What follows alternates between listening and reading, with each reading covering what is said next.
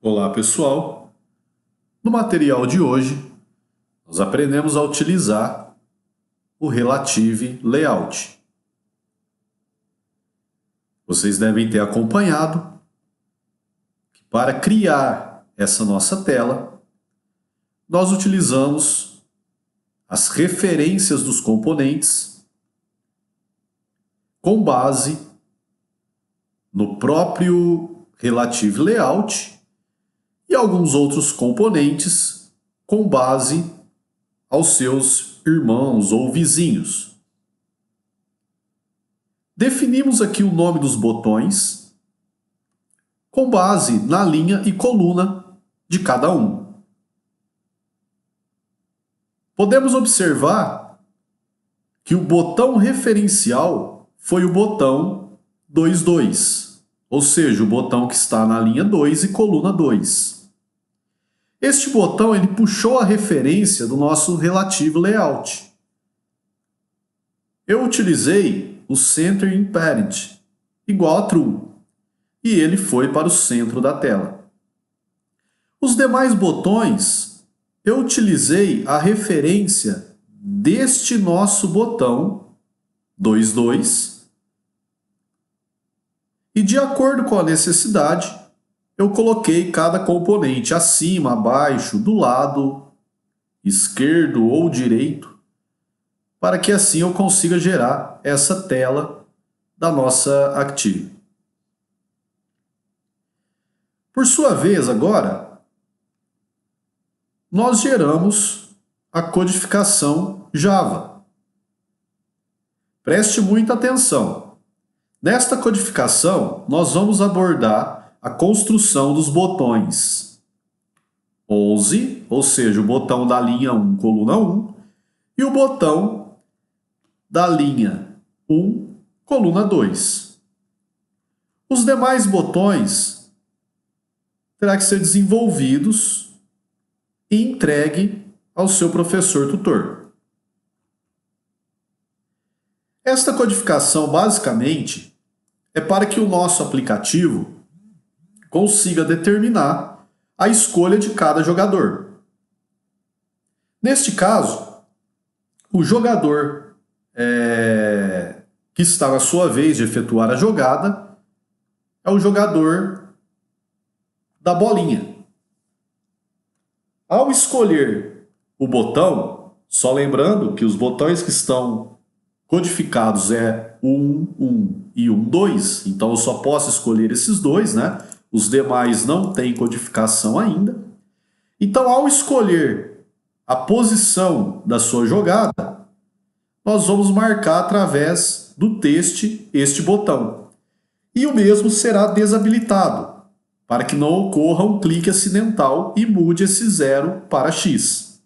Automaticamente, quando o jogador da bolinha escolhe a sua posição da jogada, aqui em cima muda para o X, informando que é a vez do outro jogador.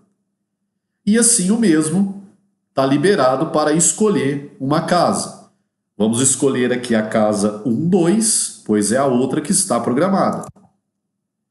E assim alterna a nossa codificação aqui para o jogador da bolinha.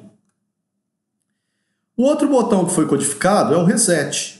Quando pressionamos ele, liberamos todos os botões e assim podemos iniciar um novo jogo.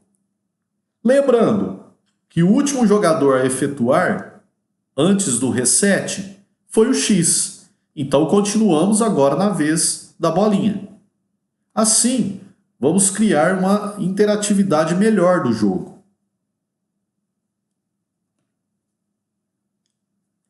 Para esta codificação, utilizamos alguns recursos. Primeiramente, utilizamos o getSportActionBar.height para ocultar a barra da nossa Active. Na sequência, definimos os nossos componentes da programação e amarramos, ligamos, criamos um link com os componentes da nossa Active. Lembre-se, nós efetuamos a codificação apenas do botão 11 e 12. Será necessário a construção de todos os outros componentes para a entrega da atividade. Na sequência, desenvolvemos o clique do botão 11. Quando o usuário pressionar este botão, ele vai pegar a referência do jogador e alimentar essa referência do jogador no seu setText. E na sequência ele vai chamar o nosso método troca-jogador. Vamos fazer uma pausa agora e nos submeter ao entendimento deste conceito. Foi desenvolvido uma variável chamada jogador do tipo string, onde vai armazenar o valor de x ou o valor do O, representando a nossa bolinha.